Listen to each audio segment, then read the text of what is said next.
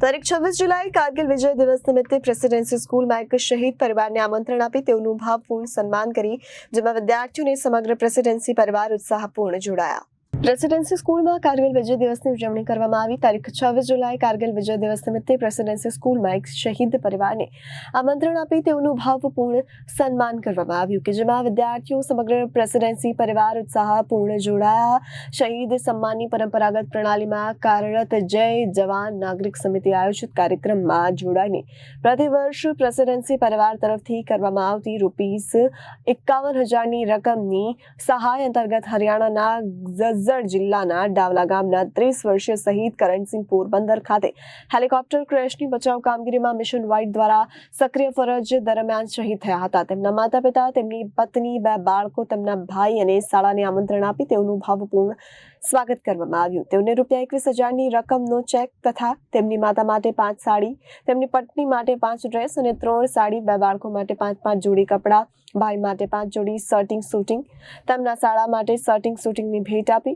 શહીદોના સન્માન દ્વારા વર્તમાન પેઢીને આઝાદીનું મૂલ્ય, શહીદોના દેશદાઝ બલિદાનની વાસ્તવિકતા વાતો, ત્રાદશી ઉદાહરણ દ્વારા વિદ્યાર્થીઓના માન સપટ પર અંકિત કરવાનો ઉમદો પ્રયાસ આવા સંસ્કૃતિસભર કાર્યક્રમો દ્વારા કરવામાં આવે એ આજની સમયની જરૂરિયાત છે। પ્રેસિડેન્સી સ્કૂલ દ્વારા આવા ઉમદા ઉદ્દેશને ધ્યાનમાં રાખીને આવા એ સમયની જરૂરિયાત છે કે આવા કાર્યક્રમો ખૂબ જ ગરિમાપૂર્ણ ઉજવણી સાથે વિદ્યાર્થીઓ તથા સમાજને દિશાસૂચક બનાવવાનો હંમેશા પ્રયાસ રહ્યો છે। આ પ્રસંગે મુખ્ય મહેમાન પદે ઉપસ્થિત પૂર્વ કેબિનેટ મંત્રી અને ધારાસભ્ય પૂર્ણેશભાઈ મોદી કારગિલ યુદ્ધની પૂર્વ ભૂમિકા તથા યુદ્ધના વિજયની વાત કરવા, શહીદોના દેશદાઝ વિશેષ વાત કરી યુવાનોને દેશભક્તિપૂર્ણ જનૂન માટે પ્રેરિત કર્યા। ટ્રસ્ટીવર્ય શ્રી હિતેન્દ્રભાઈ ચુડાસમા, ટ્રસ્ટીવર્ય NM કારિયાએ શહીદ પરિવારોનું સન્માન કર્યું અને શહીદ પરિવારોને પરિચય આપ્યો। આ પ્રસંગે કિરીટભાઈ ગજ્જર, નીલમબેન ગજ્જર, વાલી મિત્રો ખાસ ઉપસ્થિત રહ્યા। સ્વાગત માટે હાથમાં તિરંગા સાથે હરોળબદ્ધ ઉભેલા વિદ્યાર્થીઓ ભારત માતા કી જયના જયઘોષ સાથે શહીદ પરિવારને આવકાર્યા। કેટલાક વાલીઓ પણ આ તબક્કે હાજર રહ્યા હતા અને કારગિલ દિવસની ઉજવણીમાં સહૃદય જોડાયા। વંદે માતરમ, ભારત માતા કી જય અને શહીદ અમર રહોના નારા પણ લગાવાયા।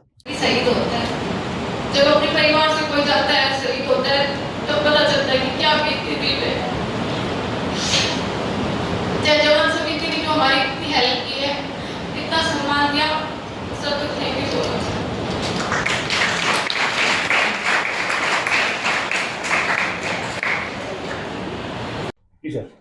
નમસ્કાર, નટુભાઈ કારિયા, ટ્રસ્ટી પ્રેસિડેન્સી સ્કૂલ।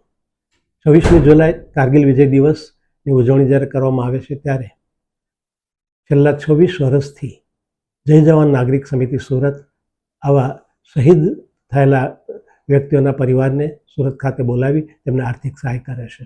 અત્યાર સુધીમાં જય જવાન નાગરિક સમિતિએ લગભગ ₹6.5 કરોડ રૂપિયાની સહાય કરેલી છે અને આ વર્ષે 42 પરિવારને બોલાવી તેમને લગભગ 84 લાખની સહાય આ વર્ષે કરવામાં આવશે। અમારી શાળા દ્વારા દર વર્ષે આના સહયોગના એક ભાગરૂપે અમારા બાળકોએ ઉઘરાવેલી રકમ દર વર્ષે અમે 26 વર્ષથી ₹51,000 અમે જય જવાન નાગરિક સમિતિને અર્પણ કરીએ છીએ। સાથે સાથે દર વર્ષે એક શહીદ પરિવારને પણ અમને ફાળવવામાં આવે છે, જેને અમે અહીંયા અમારી શાળાઓની અંદર બોલાવીએ છીએ। આ વર્ષે હરિયાણાના વતની અને શહીદ વીર કરણસિંહને ના પરિવારને અહીંયા ફાળવવામાં આવ્યો હતો। દેશ આઝાદ થયો, શરૂઆતમાં પાકિસ્તાનનો કબાયલીઓના દ્વેષમાં કાશ્મીર પર હુમલો થયો, ત્યારબાદ 1962નું યુદ્ધ, 1965નું યુદ્ધ અને 1971નું યુદ્ધ, દુશ્મન દેશો દ્વારા આ ભારત ઉપર થોપી પાડેલું યુદ્ધ। એવી જ રીતે 1999માં જ્યારે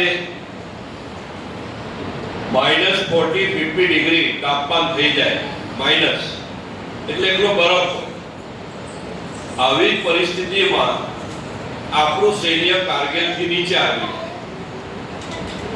અને તેવા સમયે ફરીથી પાકિસ્તાને કારગિલ ઉપરનો હુમલો કર્યો।